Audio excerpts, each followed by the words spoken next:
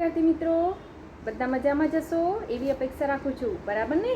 तो चालो आपणे एसएस भणवानी शरूआत कर दईए। ओके, रेडी ने बधा? चालो जईए एसएस तरफ, बराबर। तो आपणे जोवानुं छे पाठ 3 प्राचीन नगरो अने ग्रंथो, बराबर छे ने?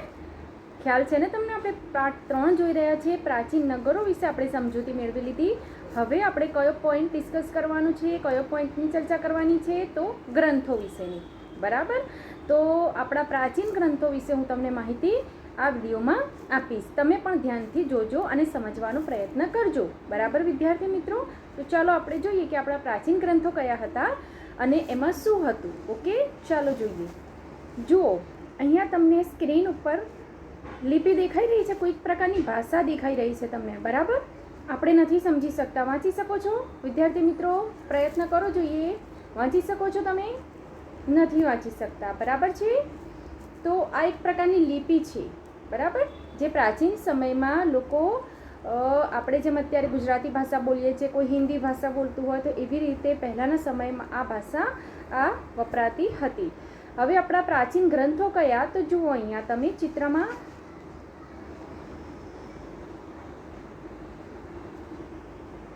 જુઓ, આ છે ઋગ્વેદ, પછી છે સામવેદ, યજુર્વેદ અને અથર્વવેદ, બરાબર। આ આપણા પ્રાચીન ગ્રંથો છે। જોયા વિદ્યાર્થી મિત્રો? આપણા પ્રાચીન ગ્રંથો છે આ ઋગ્વેદ, સામવેદ, યજુર્વેદ અને અથર્વવેદ। તમને એમ પ્રશ્ન પૂછવામાં આવે કે આપણા ગ્રંથો કેટલા અને કયા કયા, તો તમારે ઉત્તર શું આપવાનો કે 4 છે, ઋગ્વેદ, સામવેદ, યજુર્વેદ અને અથર્વવેદ, બરાબર। આ ખાસ ધ્યાનમાં રાખજો વિદ્યાર્થી મિત્રો, આપણા પ્રાચીન ગ્રંથો છે 4, બરાબર। ઋગ્વેદ એ આપણો પ્રાચીનતમ ગ્રંથ છે, સૌથી જૂનામાં જૂનો ગ્રંથ આપણો ઋગ્વેદ, બરાબર, જેમાં 10 મંડળોમાં 1028 પ્રાર્થનાઓ, જેને સૂક્તો કહે છે, તેનો સમાવેશ થાય છે। 10 મંડળ છે એની અંદર અને 1028 સૂક્તો છે। શેમાં? ઋગ્વેદમાં 1028 પ્રાર્થનાઓ, જેને સૂક્તો કહેવામાં આવે છે। અને આ સૂક્તો એટલે શું વિદ્યાર્થી મિત્રો? જુઓ, સૂક્તો એટલે શું? તો સૂક્તો એટલે સારી રીતે કહેવાયેલું, બરાબર। તો 10 મંડળમાં 1028 પ્રાર્થનાઓ, જેને સૂક્તો કહે છે, બરાબર। સૂક્ત એટલે સારી રીતે કહેવાયેલું। ઋગ્વેદ એ પ્રાચીન જ્ઞાનનો ભંડાર છે। તે પ્રાચીન સંસ્કૃત, વૈદિક અને સંસ્કૃત ભાષામાં લખાયેલ છે। એની ભાષા પ્રાચીન સંસ્કૃત કે વૈદિક સંસ્કૃત છે, બરાબર। આ ધ્યાનમાં રાખજો, સંસ્કૃત એટલે કે પ્રાચીન સંસ્કૃત, અત્યારે જે સંસ્કૃત છે એવી નહીં, એકદમ પ્રાચીન સંસ્કૃત અથવા તો વૈદિક સંસ્કૃત ભાષામાં આ ગ્રંથ લખાયેલો છે, બરાબર। ઋગ્વેદ વિશે આપણે જોઈએ છીએ, ઋગ્વેદકાલીન, તો એમાં રાજકીય, એમાંથી આપણને શું શું જાણવા મળે છે? તો રાજકીય, સામાજિક, આર્થિક અને ધાર્મિક પરિસ્થિતિઓ વિશે આપણને જાણવા મળે છે। શેમાંથી? ઋગ્વેદમાંથી। શેમાંથી જાણવા મળે છે? ઋગ્વેદમાંથી, બરાબર। શું જાણવા મળે છે? રાજકીય, સામાજિક, આર્થિક અને ધાર્મિક સ્થિતિ આપણને જાણવા મળે છે વિદ્યાર્થી મિત્રો। તો સભા આપણે જોઈએ કે અહીંયા કેટલાક લોકો ઊભા છે અને 3 માણસો ઊંચા ઓટલા ઉપર બેસીને કંઈક કહી રહ્યા છે, એવું આપણને દ્રશ્યમાન થાય છે, અહીંયા દેખાઈ રહ્યું છે। તો આ છે સભા। આ શું છે વિદ્યાર્થી મિત્રો? સભા છે। તો સભા સમિતિની સરખામણીમાં નાની સંસ્થા હતી અને તેમાં રાજ્યના મુખ્ય આગેવાનો બેસતા અને રાજ્યના અગત્યના પ્રશ્નોની ચર્ચા થતી અને ન્યાય પણ થતો, બરાબર। રાજ્યના જે અગત્યના પ્રશ્નો હોય એની ચર્ચા કરતા આ લોકો રાજ્યના આગેવાનો જ હોય, જે અહીંયા બેઠેલા માણસ હોય ને રાજ્યના આગેવાનો જ હોય, તો અહીંયા બેસતા રાજ્યના અગત્યના પ્રશ્નોની ચર્ચા પણ કરતા અને ન્યાય પણ લોકોને આપતા હતા। શેમાં? સભામાં। સભા પછી સમિતિ હતી, બરાબર। સમિતિ મોટી કહેવાતી અને સભા નાની હતી એના કરતાં। તો સમિતિ વિશે આપણે જોઈએ તો જુઓ અહીંયા, સમિતિ વિસ્તૃત સંસ્થા હતી જે રાજાની ચૂંટણી કરતી, રાજાને મદદ કરવા સેનાધ્યક્ષ અને પુરોહિતની નિમણૂક થતી। સમિતિ વિસ્તૃત એટલે કે સભા કરતાં સમિતિ મોટી હતી, બરાબર, અને રાજાની ચૂંટણી કરતી હતી. રાજા કોને બનાવવો એ ચૂંટણી દ્વારા નક્કી કરવામાં આવતું હતું. અત્યારે જે પરિસ્થિતિ છે ને, આપણે પ્રેસિડેન્ટ કોને બનાવવા, બરાબર, આપણા આગેવાન, આપણા નેતા કોને બનાવવા, તો આપણે ચૂંટણી દ્વારા નક્કી કરીએ છીએ. તો એવી રીતે એ સમયે પણ ચૂંટણી થતી અને રાજા ચૂંટવામાં આવતા હતા. અને રાજાને મદદ કરવા બીજું કોણ રહેતું હતું? તો સેના અધ્યક્ષ. જુઓ વિદ્યાર્થી મિત્રો, સેના અધ્યક્ષ, બરાબર છે ને, સેનાપતિ કહેવાય, સેનાનો અધ્યક્ષ હોય છે. અને પુરોહિત, જુઓ દેખાય છે તમને પુરોહિત, તો આ રાજાને મદદ કરતા હતા કોઈ બી બાબત હોય એમાં, બરાબર છે. એમની પણ નિમણૂક કરવામાં આવતી હતી. રાજાનું એક કાર્ય ગવેષણા પણ હતું, અને ગવેષણા એટલે યુદ્ધ. દેખાય છે ચિત્રમાં તમને યુદ્ધનું દ્રશ્ય છે ને, કોઈ મેળાનું દ્રશ્ય નથી, જોઈ શકો છો તમે, આ એક યુદ્ધનું દ્રશ્ય છે વિદ્યાર્થી મિત્રો. તો રાજાનું કાર્ય બીજું શું રહેતું હતું? ગવેષણા. ગવેષણા એટલે યુદ્ધ કરવું, અન્ય કોઈ પ્રદેશ સાથે અથવા કોઈ પ્રદેશના લોકો બીજો રાજા આક્રમણ કરે તો વળતા પ્રહાર રૂપે યુદ્ધ કરવું, અથવા બીજો અન્ય કોઈ પ્રદેશ જીતવા યુદ્ધ કરવું. તો યુદ્ધ કરવાનું કાર્ય રાજાનું રહેતું હતું. ઋગ્વેદમાં રાવી નદીના કિનારે 10 રાજાઓ વચ્ચે થયેલા યુદ્ધનો ઉલ્લેખ પ્રાપ્ત થાય છે. રાવી નદી મેં તમને આગળ પણ કીધું છે, ઉત્તર ભારત સ્થિત છે. તો રાવી નદીના કિનારે યાદ આવ્યું, 12 જેટલા અન્ન ભંડારો મળી આવ્યા હતા. આપણે આગળ આ જ પાઠમાં ચર્ચા કરી હતી, મેં તમને માહિતી આપી હતી કે 12 જેટલા અન્ન ભંડારો રાવી નદીના કિનારેથી મળી આવ્યા છે, બરાબર ને.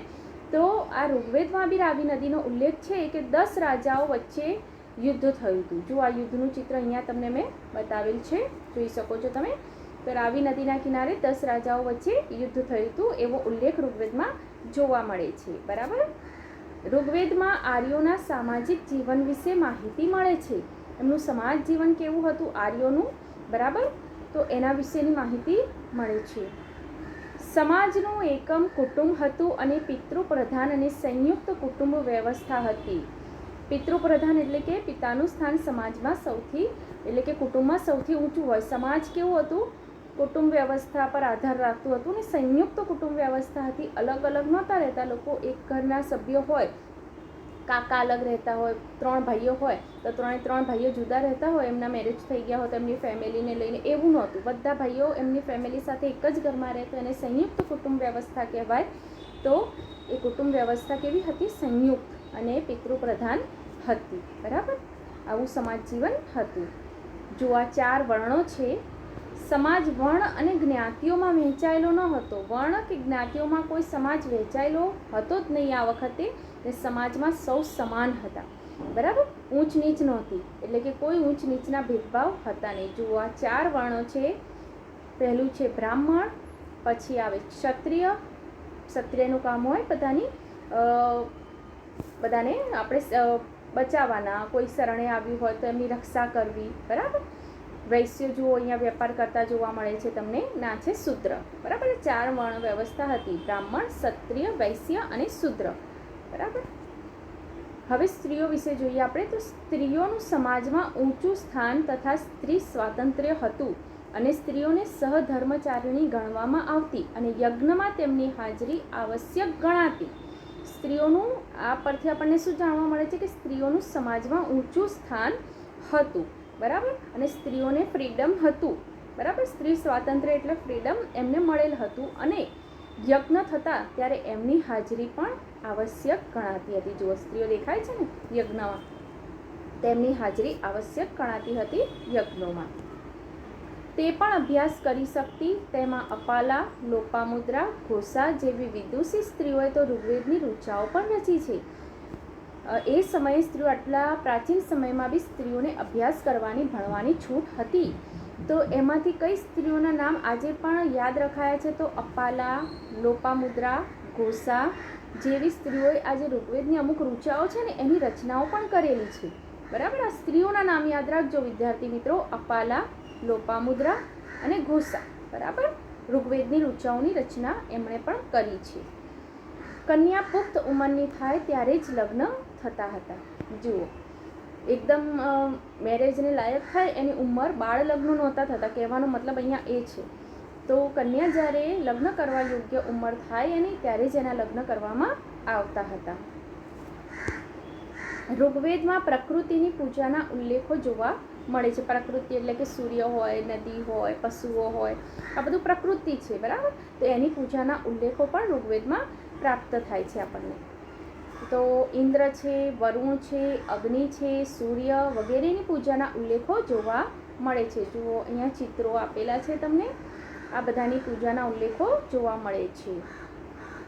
સવારની દેવી ઉષા, જો અહીંયા ચિત્રમાં તમને દેખાઈ રહ્યું છે, આ છે સવારની દેવી ઉષા, બરાબર. અને આ છે સાંજની દેવી અદિતિ. જુઓ, સવારની દેવી ઉષા અને સાંજની દેવી છે અદિતિ, યાદ રાખજો. તો એમની પણ પૂજા કરવામાં આવતી હતી. ઋગ્વેદમાં ગાય, ઘોડાની અને બળદની ચર્ચા પણ ઘણી જગ્યાએ થઈ છે. જુઓ, ગાય, ઘોડા અને બળદની ચર્ચાઓ પણ થઈ છે. ઋગ્વેદમાં અન્ય પશુઓની સરખામણીમાં ઘોડાનો સૌથી વધુ ઉલ્લેખ આવે છે. કયા પ્રાણીનો સૌથી વધુ ઉલ્લેખ છે, આ ધ્યાનમાં રાખજો વિદ્યાર્થી મિત્રો. તો ઘોડાનો સૌથી વધારે ઉલ્લેખ થયેલો છે ઋગ્વેદમાં અન્ય પશુઓની સરખામણીમાં. તેમના જીવનમાં પશુપાલનનું મહત્ત્વ સૂચવે છે, બરાબર. આ પ્રાણીઓની ચર્ચા કરવામાં આવી છે, એનો મતલબ કે તેમના જીવનમાં પશુઓનું મહત્ત્વ હતું. પશુપાલન એ લોકો મેન પ્રવૃત્તિ કરતા હશે એવું આપણે ધારી શકીએ છીએ. પશુઓ માટે યુદ્ધ કરવું એ કબીલાઈ જીવન જીવતા લોકો માટે સામાન્ય હતું. એ લોકો પશુઓ માટે યુદ્ધ કરતા હતા, બરાબર. જેની પાસે જેટલા પશુ હોય એ વધારે પૈસાદાર ગણાતો હતો. તો પશુઓ મેળવવા માટે પણ એ લોકો યુદ્ધ કરતા હતા. એ એમના માટે સામાન્ય બાબત હતી, નોર્મલ વસ્તુ હતી એમના માટે. સંપત્તિ મુખ્યત્વે પશુઓની સંખ્યા પર આધાર રાખતી. જેના પાસે જેટલા વધારે પશુ એટલો એ સંપત્તિવાન ગણાતો હતો. પશુપાલન સામૂહિક રીતે થતું અને ઋગ્વેદકાલીન અર્થવ્યવસ્થાના પ્રારંભિક ચરણમાં કૃષિ ગૌણ હતી, બરાબર. કૃષિ એટલે કે ખેતીવાડી પહેલા નંબર પર નહોતી, એ ગૌણ હતી, બરાબર. પહેલા નંબર પર હતું પશુપાલન, એટલે કે પ્રાણીઓને વધારે મહત્ત્વ આપવામાં આવતું હતું અને બધા હળી મળીને પશુઓને પાલન પોષણ કરતા હતા અને ખેતી એના પછી આવતું હતું, બરાબર. તો આવી રીતે ઋગ્વેદમાં આપણને આ બધી વ્યવસ્થાનો ખ્યાલ આવે છે કે એ વખતનો યુગ કેવો હશે. તો વિદ્યાર્થી મિત્રો, અહીંયા આપણે આ ગ્રંથો વિશે ચર્ચા કરી, બરાબર. ઋગ્વેદ વિશે આપણે ડીપમાં જોયું. તો આપણા પ્રાચીન નગરો અને ગ્રંથો તમને બરાબર ખબર પડી જ ગઈ હશે હું માનું છું ત્યાં સુધી વિદ્યાર્થી મિત્રો. અને ચિત્રો દ્વારા સમજૂતી મેળવો છો એટલે તમને વધારે સારી રીતે ખબર પડે છે વિદ્યાર્થી મિત્રો. તો આખો પાઠ તમને સરસ રીતે આવડી જ ગયો હશે. તો હવે આપણે વર્કશીટ શનિવારે તમારે પ્રશ્નોના ઉત્તર પૂછાય એ વર્કશીટ તમારે ખૂબ જ સારી રીતે લખવાની. પ્રશ્નો આપેલા હોય છે, તમારે ઉત્તર સમજી વિચારીને લખવાના વિદ્યાર્થી મિત્રો. આન્સર શીટ આવ્યા પછી તમારે એના ઉત્તર નથી લખવાના હોતા. તમારે તમારી ટેસ્ટ જાતે જ ચેક કરવાની છે કે આપણે કેટલું આવડે છે, આપણે કેવું ભણ્યા છીએ. તો આપણે પ્રશ્નો જાતે લખવાના રહેશે વિદ્યાર્થી મિત્રો. અને આન્સર શીટ આવે પછી તમારે એની અંદરથી ચેક કરવાનું રહેશે, બરાબર છે વિદ્યાર્થી મિત્રો. તો હવે હું તમને મુદ્દાની નોટ્સ પણ આપી દઉં છું, એ તમે સારા અક્ષરે CWની નોટમાં લખી નાખો, બરાબર છે વિદ્યાર્થી મિત્રો. આજનું કામ આજે જ કરવાનું, એટલે નોટ્સ તમે લખી નાખો ખૂબ જ સારા અક્ષરે. હવે પછી આપણે નેક્સ્ટ વિડીયોમાં આના પછીના વિડીયોમાં આપણે પ્રશ્નોના ઉત્તર ને એ બધું જોઈશું. ઓકે વિદ્યાર્થી મિત્રો, બાય.